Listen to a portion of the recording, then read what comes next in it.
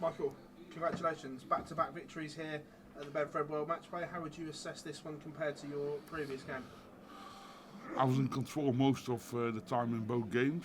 Of course, this game I could have played a lot better, but I think on all the most important games, even to go 4-1 up, to go 9-5 up, then to break his throw, to go 10-8 up with a lovely leg.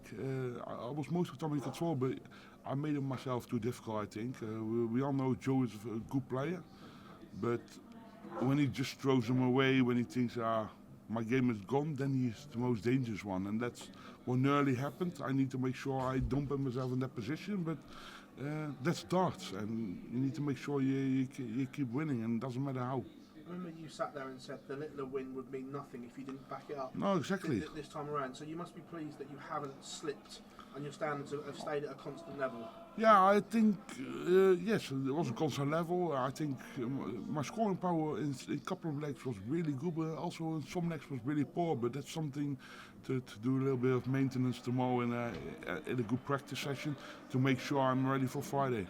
And that on Friday is Andrew Gilding, someone that beat you in the UK Open final. Is it revenge tomorrow? No, if I have to think like that, I have to have a lot of revenges every day, every week. No, I don't think like that. We all know Andrew is a good player, and he's probably one of the most underestimated players on the tour. When he's on it, he can be really dangerous. But I need to make sure I'm going to give him everything, and I think the form is going to suit me. Of course, his pace knee, but I think I got enough experience to deal with that situation. Congratulations. You're welcome. Joe found another gear towards the end of that game, Michael. What did you have to do to sort of make sure that you came out the winner? Throw a good leg. No, I need to make sure I kept stopping him because, of course, he didn't have a good performance at all. But you still need to make sure you get the win over the line, and I think that was the most important thing about this game tonight.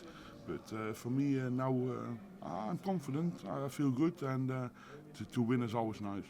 Does it feel like this week could be a really important week, not just in your season, but in the last couple of years, to make sure you can celebrate yourself? I always say after the World Championship and the Premier League, this is the most important tournament of the year. So it would be really weird for me to say it wouldn't be important. Of course, this is important. It's one of the biggest tournaments of the year. Everyone wants to win this. Simple. I know you said to Phil there it wouldn't be about revenge against Andrew Gilding, but no. It's a big game for yourself, and Andrew's playing well. Yeah, but it's a big game for Andrew as well. Bigger for Andrew than you? Sorry? Do you think it's bigger for Andrew than you? Yeah, 100%. I think after the UK Open he's been playing a bit poorly, so he wants to put his fist on the game as well, and he doesn't want to let this chance slip out of his hands. But that's for me to stop him. I need to make sure I keep remaining playing well and make sure I put him under pressure constantly. Michael, yesterday Wayne Mardle said your draw's gotten easier as you progressed. Littler, Joe Cullen and Andrew Gilding. Would you agree with that? Yes and no. Of course, maybe. Yeah, but I don't think Andrew Gilding is a lot worse than Joe Cullen at the moment. Joe Cullen is not going through his best patch of his life. We all know that. I thought I had poor results lately, but yeah, if we talk about him, he had a tough period as well. So and Andrew Gilding, he's a very steady, calm. He's always on his own player, and I need to make sure I keep battling my own battles, and I shouldn't look to anyone else. I need to make sure I do the right thing for myself. Against Andrew, it's a best of 31. Best of 31, first to 16. First to 16. Yeah. Ooh, lovely. I thought it was first to 13. No, 16. Oh, first to 16. First to 16. Yeah, before this game was first to 13. Second round used to be. Yes. Yeah, it used to be. But Andrew plays at quite a slow pace, so when you're playing that long of a match against somebody who isn't the quickest, can it be sometimes difficult to keep that concentration over that duration? No one can concentrate for the entire game. That's impossible to concentrate yourself for 31 legs. But for me, I need to make sure I win 16 legs. That's it. And make sure he doesn't get more than 14. How would you do that in the game when you said that it is difficult to keep concentration? I don't know yet at the moment, because the game is going to be in 2 days. But I played him so many times. I got the experience. If I'm not ready for that, then you're also not ready to win the title. So you need to make sure you believe in your own ability. Michael, well done. Thank you. Michael, congratulations. Win there takes your rate of wins over Joe Cullen to about 75% in the PDC. Only 75? That's a bit of a disaster.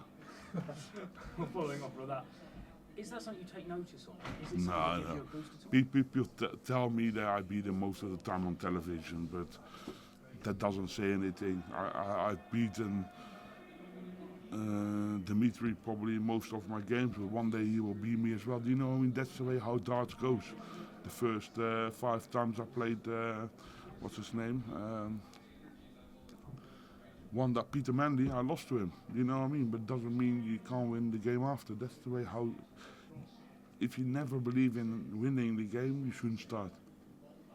And how much good will a game like that do for you going forward? Because perhaps neither of you were at your best over the course of the match. But that means there's still something. If you play your best game, then there's nothing after that to gain. There's nothing there to get, and it will be more difficult because you can't do it any better.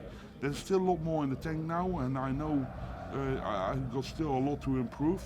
My game has to be better, but I will be ready for it. In that game, did you feel more relaxed than in the game against Luke? A little bit too relaxed in some points. When you're 4-1 up, when you're 9-5 up, then in your mind you think you're going to win the game, and that's also a little bit of danger sometimes. And that happens. It's not that I'm going to have it out of my mind now. That's not the way how it works. But it's darts, and darts is sometimes a cruel game. And when it comes to mental games, but for me, I won, and I don't care how you win, as long as you win. That's the most important.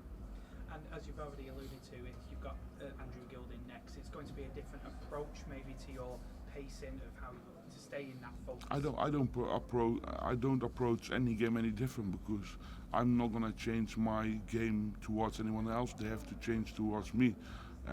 I'm big enough player that I know I've been through all the circumstances. I've been there, done it. So I need to make sure I believe in my own ability, and I'm not looking to anyone else. Michael, fantastic result, and good luck in the next round. Thank you very much.